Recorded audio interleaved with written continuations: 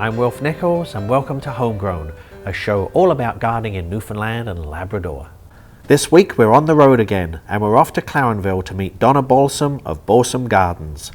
Donna tells us that all regions of the province seems to have their own specific taste when it comes to gardening, and in Clarenville they seem to like a lot of colour and a lot of splash.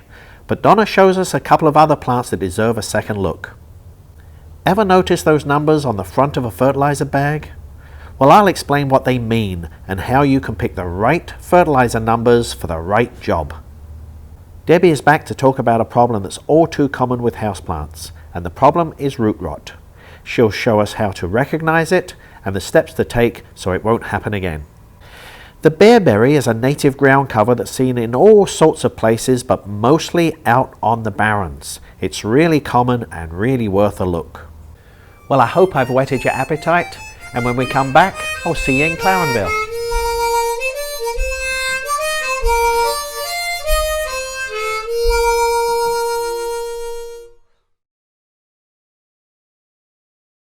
And welcome back. We're down in Clarenville today, and you might think Clarenville is a place to maybe have lunch, fill up the car with gas on the way to and from the Avalon, but Clarenville is a really thriving community. And that community's got some beautiful neighborhoods, and those neighborhoods have got some beautiful gardens. And to help the gardening, we have Donna Balsam of Balsam Gardens. Hi. Hi, nice to see you. So you are a Landscape Newfoundland and Labrador member? I am. And how long have you been in business? We've been in business since 1993.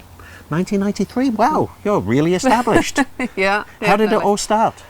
It started with a small 8x12 hobby greenhouse. Oh, hobby Right. getting out of control? Definitely. Yeah, blossomed and grew. Definitely went haywire, right, somewhere along the line, right? And so now you're really a full-service garden centre. I've seen some beautiful shrubs and perennials out there. Yeah, full service. We offer, of course, now the annuals, perennials, trees, shrubs. We've branched into lawn care and landscaping. Oh boy. Yeah. Well, I suppose in a small centre you almost have to do it all. You do. That's yeah. right. Yeah. Yeah. You take enough phone calls over the years with people requesting, well, I want my lawn mowed, or I need my lawn sprayed, or Right. I want you to do my garden for me. Do my garden. All So this I would say that's how it evolved. Right. From demand. Right. Well, Yeah. well, we're in a beautiful greenhouse full of annuals right now, and you grow most of these from seed? Our bedding plants we grow from seed. Most of our pot plant material we bring in from places outside on the mainland Right. as cuttings, Yeah. right? And we start those probably in April, May. April we have or May, those brought in, right? Well, there's no doubt about it. I mean, we all love annuals, but it's a pretty chancy thing here in Newfoundland and Labrador. I mean, if we don't get the right sort of climate or the right sort of weather at the time, then sometimes the season can be almost lost. Definitely, most Yeah. definitely. We're definitely a weather-driven industry. That's right. Right, yeah. So it's, I suppose, June. If you don't sell your annuals in June, Then you're in trouble. Then you're in Yeah. trouble. Oh, Yeah. it's Yeah. always that knife edge sort of thing. Yeah. So there are so many different annuals on the market. What do you have? What's the most popular? Most popular are marigolds, petunias, and pansies, I Wow. would have to say. Well, right? we got some marigolds here. You know, that's a little surprising. I didn't know marigolds were still that popular. Oh, round here they are. Round Yeah. here. Yeah, Do you think they definitely. might change from place to place, which might be more popular than others? Yeah, most definitely. You do see some trend changes. Right. Some people are looking for something other than, I don't want another Right. marigold, or I want something a little bit more exotic, a Yeah. little bit more bright, or And what about colours? Are people looking for pastels? Are they looking for intense colours? intense. Right, More like your T-shirt, yes? Yes, exactly. Yeah, Yeah, yeah. The more intense your colours are, then the bigger splash it's going to make on Wow. your front porch, right? Well, one of the most intense colours in years were these wave petunias that Yes. came out, and that purple wave is quite stunning. So is that still popular? Oh, most definitely. Yeah, Yeah. Yeah. And the purple wave, I mean, they've come out with other colors beside the purple. But, you know, the purple is definitely still number one. Number one. But a rather new annual that wasn't around a while ago was were these little, I suppose you call them almost mini petunias. Yes. Yeah. What's the other name for that? Calibrachoa. Calibrachoas, right. Yes. Or Yeah. million bells. Million bells, Million yeah, bells. million And so bells. they come in the same sorts of colours as the other petunias, but I think there's maybe a wider range. But they have become really popular. Yes. Yeah. Yeah. Yeah. very So what nice. else we got here? We got begonia, the fibrous begonia. Yeah. That's still popular. Yeah, still nice and popular. They withstand rain or shine. That's right. Right, Yeah. you know, they're quite sturdy, right? They don't look like much at times, but I do think they're, you know, they do perform Yeah. well. And of course, a classic standard is impatiens. Yes, yeah, the accent impatiens. And they do well in semi-shade, although Yes. here in Newfoundland they're perfectly okay in the sunshine as well. Yes. But a plant that has come on strong are these beautifully large flowered New Guinea impatiens. I mean, Yes. look at those. Now, they're sort of more sun lovers. Actually, no, New Guinea impatient is more of a shade plant. Are they? More Are they? so than, Okay. I know a few years ago we did sell them as sun or shade, but Yep. now the information coming from the growers is that no, they're definitely a shade plant. Wow, okay.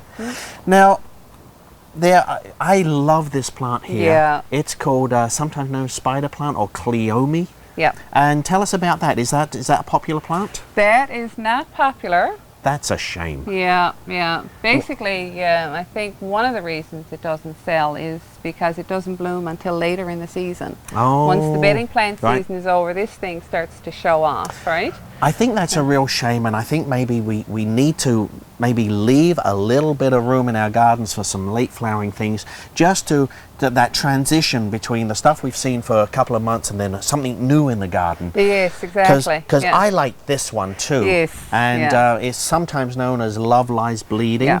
or Amaranthus. And in a garden that can be a huge thing, but Yes. not popular either.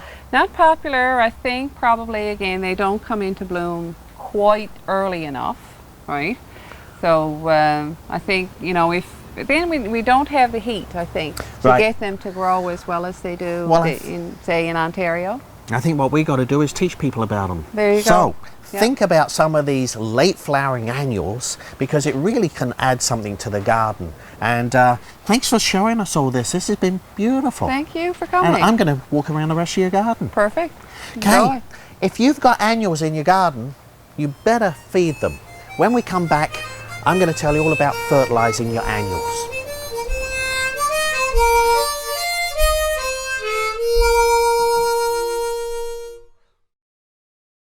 Fertilizing your trees and your shrubs and your annuals is a really necessary part of gardening. And sometimes it gets a little bit complicated. Fertilizer can come in granules like this. It can come in soluble fertilizer like the green or the blue, things like 20-20-20. You can even get fertilizer as stakes or sticks that slowly dissolve in the ground. Now, I'm not going to talk about the brand names here. There's brand names left, right and center. But what I want to talk about are those 3 numbers on the bag. So we've got a bag of fertilizer right here. And you can see on this one, it says 2177. Now, the first number on any bag of fertilizer or box of fertilizer refers to the nitrogen content. The nitrogen content, or N. The second one refers to phosphate. And the third one refers to potassium. So it's NPK, nitrogen, phosphate, potassium. And those 3 elements have very different reactions to plants, or plants have different reactions to it. For nitrogen, that will promote a lot of green growth. I'm being very general in all this. It's certainly not as simple as this. But nitrogen promotes a lot of green growth. Phosphate tends to promote a lot of root growth, and the potassium tends to really stimulate good flower and fruit production. So NPK, top, bottom, flowers and fruits. Okay? Shoots, roots, or flowers and fruits. Any way you want to remember it is NPK, and they're always in that order. So you can match your fertilizer to the job you want to do. And for most of us, when we put in our annuals, they're already growing very well. And so we tend to do a nice balanced fertilizer like 20-20-20. So it's a balanced fertilizer with all those NPKs in there, and that will bring about good growth and good flowers and good roots. So NPK 20-20-20, nice and balanced.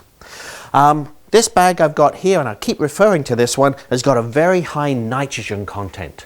Well, that will bring about a lot of green growth.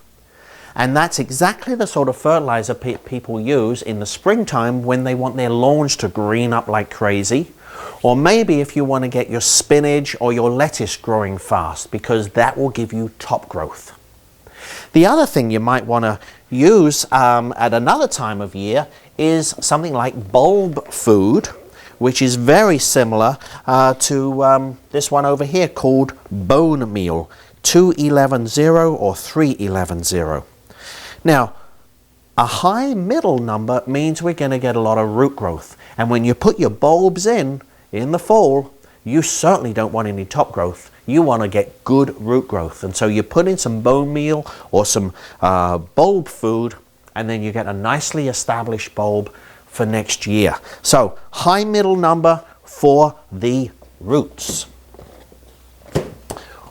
What about tomatoes? What about things that have got flowers and fruits? Well, we're looking then for high numbers, and especially that potassium number. Here we've got 18-18-21.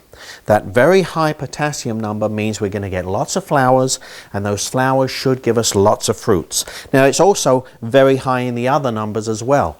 When you see very high P and K, or phosphate and potassium, tends to be a bit more of an expensive fertilizer. But if you're trying to get good flowers, or if you're trying to get some good fruit, then go with something with that high K. Okay, so a high N, top growth. A high P, bottom growth. A high K would be flowers and fruits. So all sorts of things we can do. What else can we show you? Well, right here, we've got a fertilizer in these granules that is actually time release. And these can be sprinkled on your pots or just on the soil surface, and over the course of weeks will slowly release all the nutrients instead of it being a whole mass of fertilizer all turning up on the roots at the same time. So if you're going away on vacation and you've got someone in maybe watering your plants, but they certainly wouldn't be fertilizing your plants, some of this time release fertilizer might be something for you. And if you want, and I'm a great believer in this, if you want to feed your plants 20-20-20, then my recommendation is you use it almost every time, but it's somewhat weaker than the directions. And then you feed your plants constantly instead of up and down like a yo-yo. So know your fertilizers, know the job at hand, and if you expect a lot from your garden, make sure you give it some food back, okay? We'll be right back.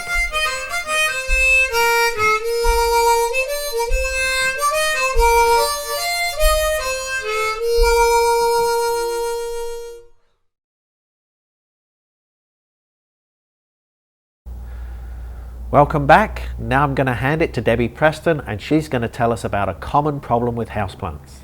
Today I'd like to talk to you about root rot. It's a common problem with houseplants, especially if you're overwatering your plants or you don't have the proper soil mix. How do you identify root rot? This poor spath, you can see, has got a lot of dieback, a lot of the yellow leaves have been cut away, a lot of problems developing. Only way to check is to tip it out of the pot and have a look at the roots. And you can see, oh, it smells bad. The roots are brown, they're mushy, they're just falling apart. Definitely has a bad case of root rot. And what can you do?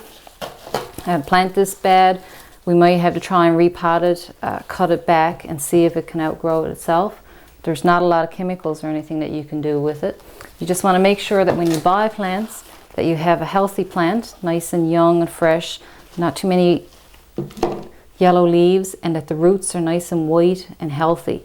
Make sure that the roots are healthy when you buy a plant, and then care for it properly. Have a look at that.